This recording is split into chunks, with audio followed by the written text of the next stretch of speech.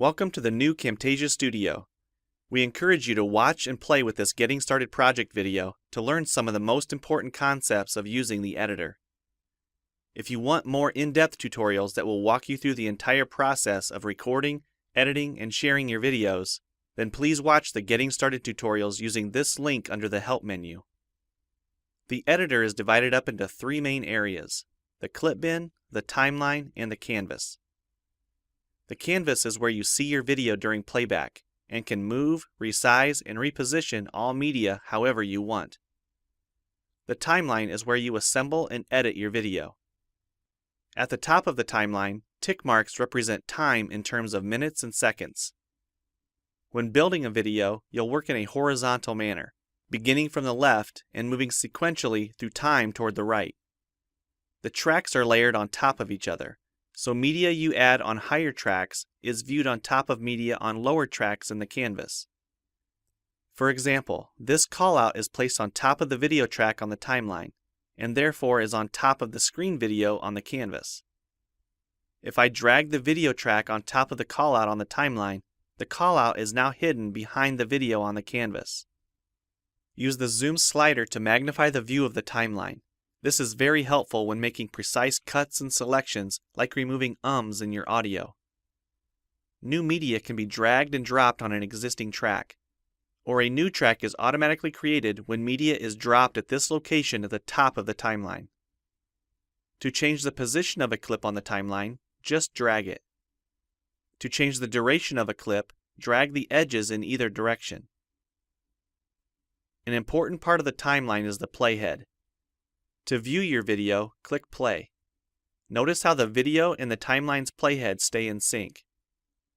Click anywhere along the timeline and the playhead moves to that point. To remove a portion of your video, make a selection with the green in point and red out point. Then click the cut button. If you don't want media cut on a specific track, just click the lock icon. If you make a mistake while editing, press Ctrl-Z on the keyboard to undo, or choose Edit Undo. Double-click the playhead to deselect. Next, we'll look at the clip bin and the library. The clip bin holds recordings, audio files, images, and title slides being used in the project you're currently working on. The library stores video clips, intros, callouts, title slides, and other media assets you want to use from project to project. It is pre-populated with professional content you can use in your videos. You can download more media from our website by clicking this link.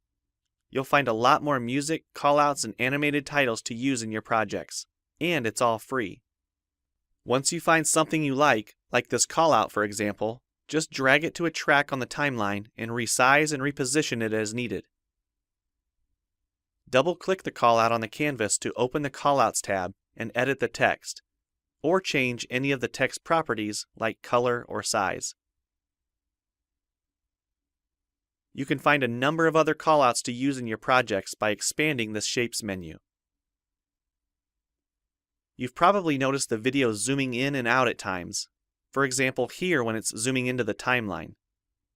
To learn more about adding and customizing zoom and pan animations to your video, check out the other Getting Started tutorials on our website. We've talked about some of the tabs already, but be sure to explore the others for adding and editing special effects. If they don't all show up as tabs, click on the More tab to explore others, like the speech-to-text capabilities and captions, and the improved quizzing. Also, transitions can now be dragged directly to the timeline and added on top of clips. So we've shown a few ways you can navigate and edit your video. But how do you get content into your video? To make a new screen recording, click the Record the Screen button. If you already have an audio or video recording you'd like to use, click the Import Media button.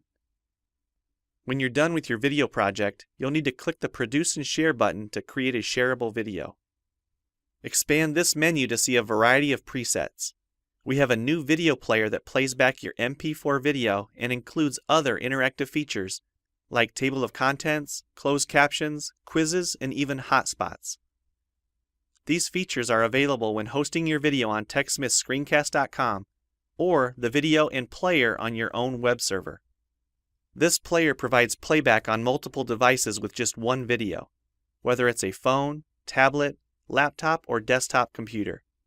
Well, it's time for you to try Camtasia Studio for yourself using the content on the timeline, or better yet, create your own. We have lots of free tutorials on our website, and I recommend you begin with the Getting Started series.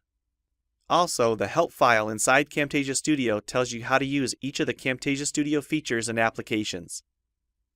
One last thing, if you ever want to open this Getting Started project again to view or practice with, use this link here. Thanks for watching, and we hope you enjoy Camtasia Studio.